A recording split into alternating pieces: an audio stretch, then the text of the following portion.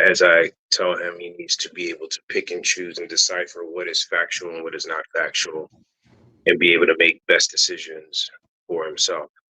Uh, I encourage him also when he finds things that he deems to be not factual, and it does not help or behoove him in order to have an honest relationship with his mother to accept whatever she says. But he should say, okay, Mom, I love you, I respect you, and I hear what you're saying. And I'm Mhm. going to regurgitate what you're saying to you. However, this is how I feel. And if he can do that, I think he can find a fine line between beginning to gain the respect from his mother as an adult, Mhm. separate separate the child she once knew, as her son. Versus the man he is now. Yeah, Mhm. I think that will help the two of their relationship. Uh, I'm not going to be around forever. I hope that he, uh, has a great relationship with his mom. I hope she's around for a long time. I hope that she, puts herself in a position where she can be a positive impact in his life, opposed to appearing as a negative impact. Uh, Correct. Things that we've seen up to this point um, does not exhibit positive behavior, and it Mm-mm.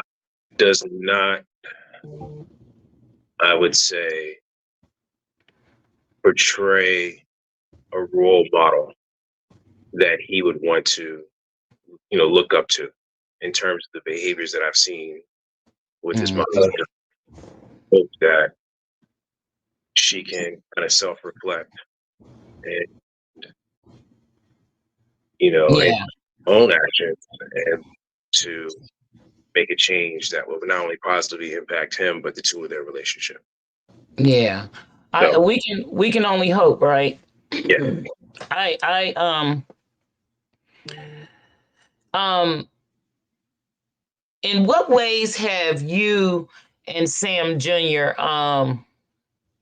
Found moments of joy and positivity amidst the changes and the challenges of post divorce life?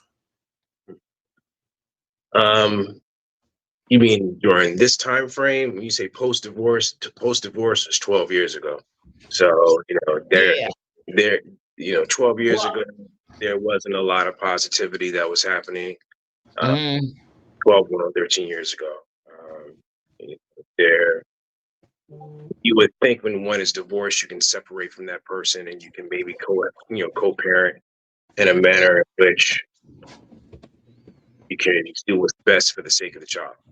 That did not correct. occur between my ex-wife and I. Hmm.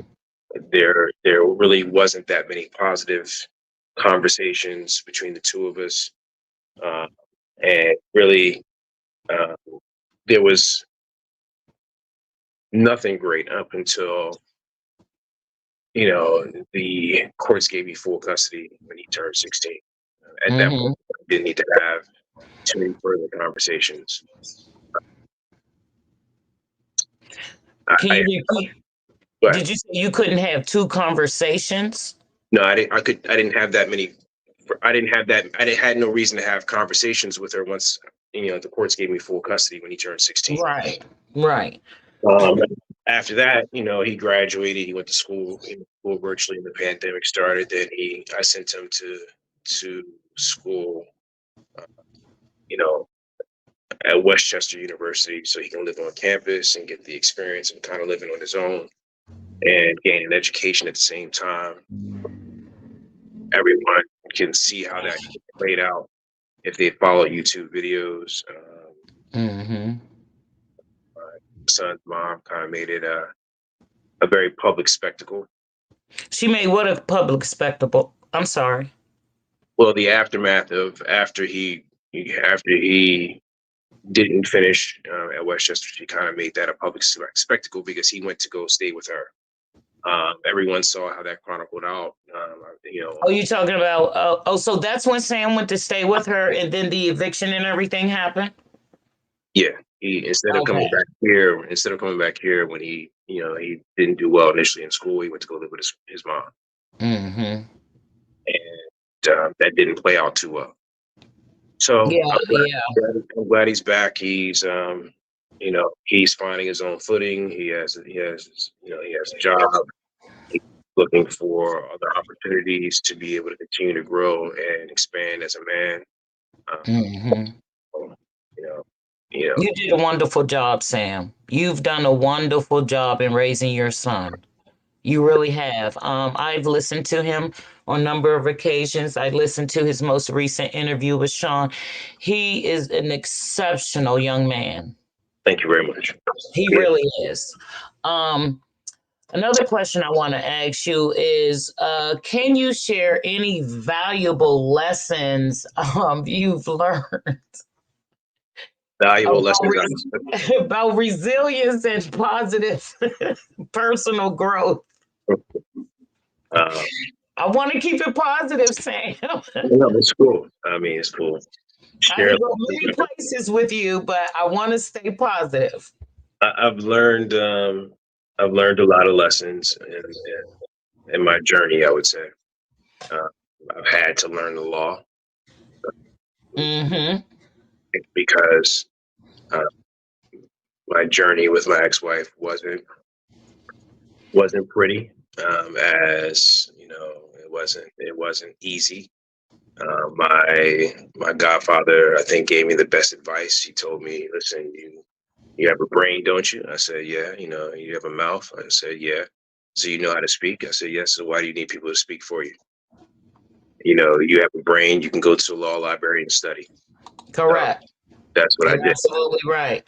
So through my journeys, I had to learn how to go to the law libraries in various states when I had to represent myself in court, and in order to beat other seasoned attorneys, and I did what I had to do for the sake of my son. Right. Um, so in terms of being resilient, that's one aspect.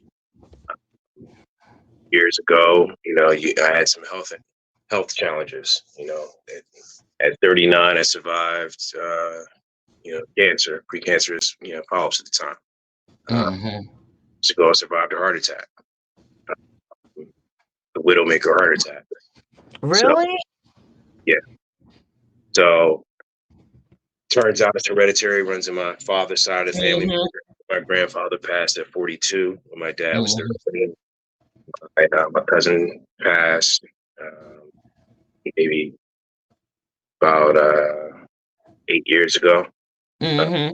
cousin who passed at 36. So understanding how to fight through that and learning what I had to do afterwards to uh, be able to stick around for my son and try and make sure he's set. Absolutely. Absolutely. And I'm glad you brought that up because I often during my shows I do PSAs on the importance of preventive care. And that means having a doctor, having a primary care doctor, having insurance, and going to your doctor on a regular basis for your well appointments. And when we start getting up in age, we have to go through getting a colonoscopy and stuff like that. I mean, I tried to avoid it and used the Cologuard and got a false positive. Yeah, So, but I'm glad you brought that up because that's one of the things my show is about. That's one of the things I want to, make awareness. And I'm glad you really brought that up. Um, I really want to thank you. I don't want to hold you any longer because you did me a favor. You did me a solid, and I thank you for this. This has been our show. Um, and I thank you. And I just want to say, continue doing what you do. You and your son are going to be you and you're already well, but you're going to continue to be well. You know what I mean? thank you Um, very much. the one thing I did learn in listening to Sam is that he is starting to see the manipulation by his mom. Yeah, he's I'm the type of person I don't want to sway someone in either way. And As you're I, not supposed to. as I explained to my son, I said, listen, you can internalize and listen to what anyone says, whether it's myself, and it's your mother, and you make the decision that's best for you. And he has been able to see certain signs and certain signals in my Hmm. and my only feedback to him is, okay, so if you see these things occur, if you feel a certain type of way with your mom, you do her a disservice if you don't let her know how you feel, Hmm. because you cannot begin to make a change in how she reacts to you or what she says to you if you don't convey exactly how you feel. If you have a fear of your mom because of how aggressive she may communicate to you, then that's where you slow down and you articulate exactly how you feel, what you know, exactly why you feel that way. And then if she can't change, you can easily say, as an adult, Mom, I respect you, but you know what? I'm going to hang up now. Yeah. You're ready Yeah. to have a conversation, in a manner in which makes sense as an adult, then we can reconvene. And I think, Setting those boundaries. yeah, you Mm. can establish boundaries and then kind of move forward from there.